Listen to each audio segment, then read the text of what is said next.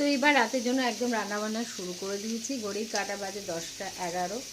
তো দেরি করেই বসলাম, একদম গরম গরম খাবারটা খাবো। তো রাতের জন্য কি করছি দেখো।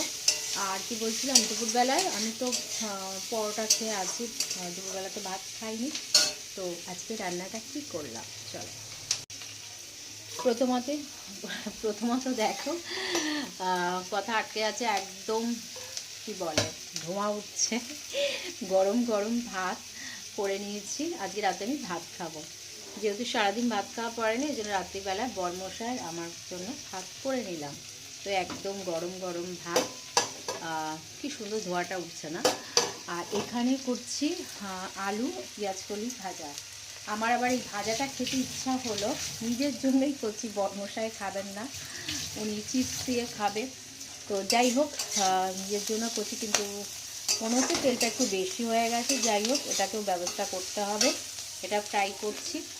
এখানে বরমশাইয়ের জন্য সিঙ্গেল ডিমের অমলেট করব পেঁয়াজ লঙ্কা দিয়ে। আর আমার এই যে ধোকাটা আছে, প্রায় 3-4 দিন হয়ে গেল ধোকাটা, এখান থেকে এক টুকরো ধোকা নিয়ে আমি খাবো।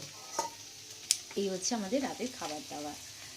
সাধারণত আমি প্রত্যেকদিন রাত্রিবেলা রুটি খাই, কিন্তু আজকে আমার ভাত খেতে ইচ্ছা হলো, ওই জন্য ভাত করে নিলাম। তো যাই হোক, এই হচ্ছে রাতের খাবার দাবার। তো চলো এখনকার মতন ভিডিওটাকে এন্ড করি। ভিডিওটা ভালো লাগলে প্লিজ লাইক করো, কমেন্ট করো, শেয়ার করো, আর সাবস্ক্রাইব করতে বলো না। চলো এখনকার মতন টাটা আর গুড নাইট।